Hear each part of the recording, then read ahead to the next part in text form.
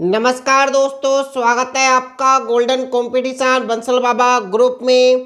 Test number 3 RSSB के लिए सभी लोग तैयार रहेंगे। टेस्ट स्टार्ट होगा कुछ सेकंड बाद।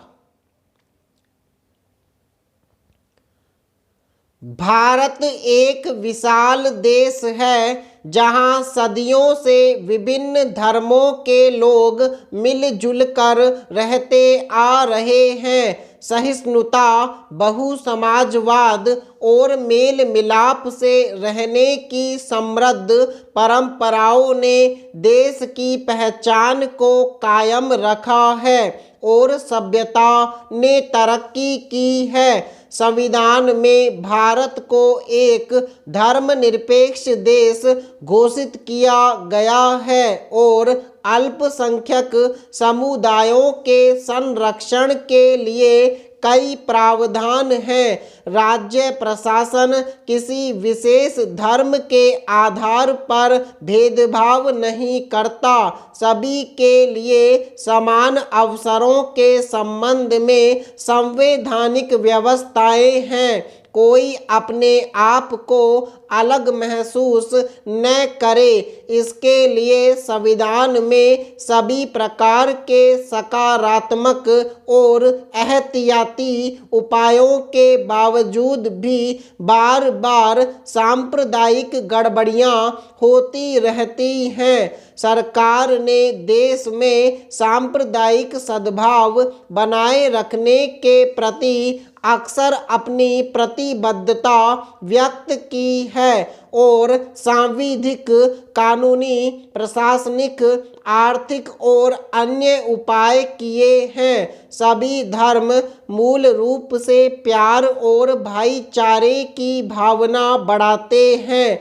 अगर किसी भी धर्म का मूल सिद्धांत इस प्रकार का है तो दुर्भाव, नफरत अथवा हिंसा की गुंजाइश कहाँ बचती है। स्पष्ट है कि कुछ लोग धार्मिक शिक्षाओं का अपने स्वार्थ, निजी महत्वाकांक्षाओं और लाभ के लिए गलत व्याख्या करते हैं। यह सर्वविदित है कि आम तौर पर सांप्रदायिक गड़बड़ी छोटी और मामूली घटना को लेकर शुरू होती है और निहित स्वार्थ वाले लोग इसे बड़ा रूप दे देते हैं। पिछले कुछ वर्षों से बढ़ रही असहिष्णुता, सांप्रदायिक ध्रुवीकरण और कुछ खास समूहों द्वारा हिंसक वारदातें और भीड़ हिंसा की प्रवृत्तियां हमारे समाज को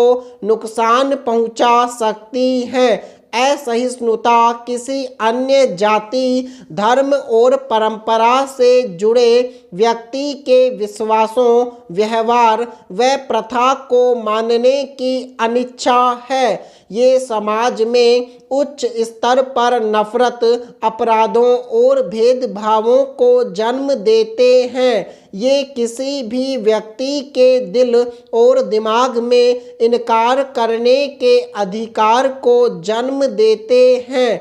ये लोगों को एकता, बिना भेदभाव, स्वतंत्रता और अन्य सामाजिक अधिकारों से जीने की अनुमति नहीं देते।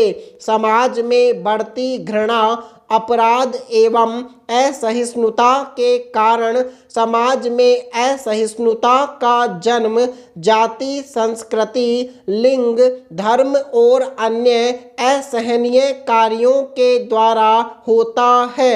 असहिष्णुता एक व्यक्ति या समाज को भयंकर विनाश की ओर ले जाता है। सहिष्णुता का पैमाना राजनीति नहीं, अपितु सामाजिक धरातल पर भिन्न मतावलंबियों के बीच परस्पर मेल जोल का स्तर ही हो सकता है। पैरा स्थूल दृष्टि से देखने पर विज्ञान और अध्यात्म सर्वथा भिन्न तथा एक दूसरे के विरोधी दिखाई देते हैं, लेकिन वस्तुतः ऐसा है नहीं। दोनों एक दूसरे के साथ इतने घुले मिले हैं कि एक को दूसरे से अलग कर पाना कठिन है। दोनों की दिशाएं भिन्न भिन्न दिखाई देती हैं, लेकिन वास्तव में दोनों एक ही दिशा में चल रहे हैं।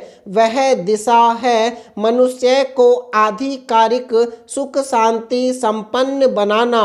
एक ब्रह्म दृष्टि से मनुष्य की सुख शांति के लिए प्रयत्नशील है और एक उसे आंतरिक दृष्टि से समृद्ध व संपन्न बनाने का उपक्रम रचता है। आंतरिक और ब्रह्म कार्य क्षेत्र की दृष्टि से अध्यात्म और विज्ञान में यह दो ही भिन्नताएं हैं, अन्यथा दोनों का लक्ष्य एक ही होने से वे एक ही दिशा में बढ़ने वाले दो पग हैं। अज्ञान से छूटकर ज्ञान की भूमिका में प्रवेश करना दोनों का लक्ष्य है। दोनों सत्य की परम सत्य की खोज में निरत हैं और दोनों एक साथ जन्मे पले बड़े और विकसित हुए दो भाई हैं। विज्ञान और अध्यात्म कई स्तर पर एक समान कार्य पद्धति अपनाते हैं। उदाहरण के लिए दोनों ही पिछली मान्यताओं के गलत सिद्ध होने पर उन्हें अस्वीकार कर देते हैं। दोनों ही इस तथ्य से सहमत हैं कि मनुष्य निरंतर विकसित हो रहा है। दोनों मनुष्य के कल्याण को लक्ष्य बनाकर गतिशील हैं। दोनों सत्य की खोज में निरत हैं। जब दोनों में इतनी समानता है तो उनमें विरोध कैसा। इस प्रकार अध्यात्म ने मनुष्य की आत्मा को, उसकी चेतना को विकसित बनाकर उसे आंतरिक उल्लास और आनंद प्रदान करने का उपक्रम रचा। विज्ञान ने अपने प्रयास दूसरे छोर से आरंभ किए थे, उसी छोर से वह आज भी बढ़ रहा है। वह छोर है मनुष्य को ब्रह्म दृष्टि से सुविधा संपन्न बनाना। अध्यात्म अपनी लंबी अनुसंधान यात्रा संपन्न करते हुए इस निष्कर्ष पर पहुंच गया है कि ईश्वर एक शक्ति है और शक्ति जगत में प्राणियों की चेतना के रूप में विद्यमान है। इस तत्व दर्शन को अपनाकर कोई भी व्यक्ति आंतरिक दृष्टि से सुखी व संपन्न बन सकता है। अध्यात्म दर्शन को जीवन क्रम में उतारकर कोई भी व्यक्ति आनंदित और उल्लसित जीवन व्यतीत कर सकता है। समाप्त।